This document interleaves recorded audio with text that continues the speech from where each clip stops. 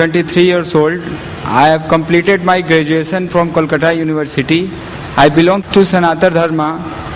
So I have no qualification to speak in the front of you, but I am trying to speak with you. I have one question in my mind, and even I can speak wrong because I don't know English very much well.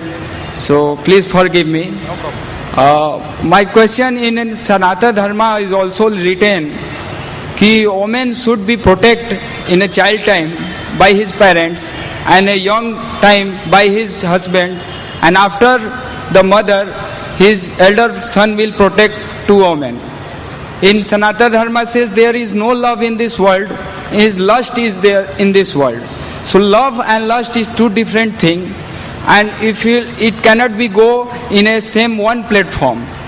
So our real duty is to engage the service of the Lord. And in a Sanatana Dharma, Arjuna asked one time to Krishna, "Oh Krishna, please tell me what this man are speaking. I don't know. I don't know so many languages. So please clarify me." So Krishna told to Arjuna, "They are talking like a frog. Even a snake come and they eat. Just like I come by death and I eat." So in this world there is no love. We are trying to satisfy it. This is a simply attachment, we can say. In Sanatana Dharma says that woman attached with a man and man attached with a woman.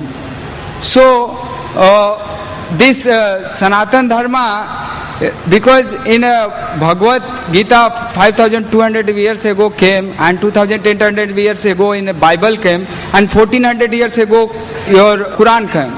So Sanatana Dharma is coming by so many millions of years. So I am not justifying that our life is meant for simply engage the service of... What's your question, brother? I've read the Sanatana Dharma. I'll give my comments on Sanatana Dharma to you. I want to ask you, what is the question? Do you want to say that Sanatana Dharma, Hinduism also protects the woman? No, I am asking, our life, our duty is to satisfy the woman or satisfy the Lord or engage the service of the Lord. The brother asked the question, is our duty to satisfy the woman or to satisfy Lord? Yeah. The brother asked the question that what is our duty, to satisfy the woman, there is love, there is lust, or to satisfy Almighty God? Before I come to your Sanatana Dharma, I will tell what Islam says. As Allah says in the Quran, I said in my talk in Surah Rum, chapter number 30, verse number 21, that Allah subhanahu wa ta'ala has created for you mates from amongst yourself, so that you may dwell in tranquility, and He has put love and mercy between your hearts. That means Allah has created for you of your nature mates, your wives, your spouses, so that you may dwell in them in tranquility. You get tranquility, you get calmness. And Almighty God has put love between your hearts. Once our beloved Prophet Muhammad said that even having sex with your wife, it is charity. Sahabas asked, even having sex is charity? How? So the reply came, because you are having it lawfully. If you have it unlawfully with the woman who is not your wife, it becomes prohibited. So because you are enjoying lawfully, even that is charity, that is khair, that's a good deed. So having sex with your wife also, Almighty God rewards you. And you rightly said that there is love and there is lust. I too have read Sanatana Dharma and appreciate the oneness of God mentioned in Sanatana Dharma. You know, Hinduism has got various different sects, you may be aware of that, various different denominations. The highest scripture, there is Shruti and there is Smriti. Shruti, according to Hindu scripture, means the word of God, and Vedas are the highest. They believe in one God. They believe Almighty God has got no images. I can give quotations. You can see my video cassette. Similarities between Islam and Hinduism. But should we satisfy the woman or should we satisfy God? Number one, I said in my talk, the basic aim of every human being, whether man or woman, should be to satisfy Almighty God. Now while satisfying Almighty God, you may satisfy the woman, you may not satisfy. If she's a good pious woman, she'll be satisfied if you are satisfying Almighty God. For example, Almighty God says, have sex only with your wife. A pious woman who's a Mohsana will be happy. But a lustful woman, she will not be happy. She will say, why are you following God? Follow me. She may be khutwatu shaitan, she may be a footstep of the devil. You asked me questions about Krishna. That Krishna gave advice to Arjun.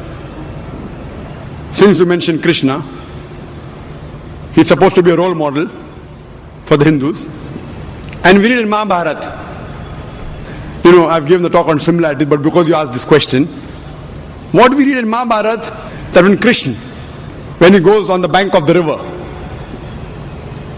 very often when the woman used to go to have a bath, he used to take the clothes away and run away. For what? For love or for lust? Because he is God, he can do. Suppose I am owner of. If God would like to rob clothes of women and run away to see them coming out, okay, come out without clothes, then why can't you and I do? If you can copy God, why can't you copy God? If you know this is the ultimate. See, we cannot copy God because God is on a different level. But if you consider Krishna to be God, and if God is doing something like taking away clothes of the women and telling them come out without clothes, can you do that or not? You can do it very easily. That's what we find in Hindi movies. You know, we find all this. What I'm trying to say, we should take the message which is right. I have read the Sanatana Dharma. There are many things which are good. Hundreds of good things, thousands of good things. But what is not good, you have to leave it aside. I've given the talk on similarities between Islam and Hinduism. Now you speak about Krishna, talk about love, talk about lust. I appreciate many things of Krishna, but not everything. Many things he said is right. He tells that be a Kshatriya, fight against injustice, even be against your relatives. He says that in Bhagavad Gita, chapter number 2, verse number 31. Same thing in the Quran, Surah Nisa, chapter 4, verse 135. That stand out for justice as witness to Allah subhanahu wa ta'ala, even if it be against yourself, against your relatives, against your father or mother. Allah protects both. So if what he's saying matches with my Quran, with the real word of Almighty God, I accept it. But everything I don't accept it to be the word of God. That's the reason what I do. This is the Furqan. Furqan is the criteria to judge right from wrong. And if you read this, this is the last and final revelation of Almighty God which was revealed to humanity. If you read this, I challenge you to take out a single mistake in this. The other books that we have, the other religious scriptures, because of passage of time, they have been changed. Interpolation, concoction. Who says that? Not I. The scholars of Christianity, they say that the Bible has not been maintained in the true form. The scholars of Mahabharata say that initially Mahabharata was a story told by the grandfather of Arjun to the people. Later on, the 8,000 shlokas became 24,000 shlokas. Now we have more than 100,000 shlokas. Interpolation, addition. So what has been added? I cannot accept that God Almighty, leave aside God, even the prophet of God can do such things. So what I say, this may be an interpolation. I respect the messengers of God. But if you say that these people are saintly people, no saintly people will do what I consider, okay, this may be an interpolation, this may be a concoction. So therefore, I request you to read a book which is 100% pure, without any interpolation. Allah has promised in the Quran, in Surah Hijr, chapter number 15, verse number 9, that we have revealed the Quran and we shall guard from corruption. Almighty God has taken him upon himself that he will prevent any corruption in it. From this, if you read, you get the pure rights that the woman can have in this world. Hope that answers the question, brother.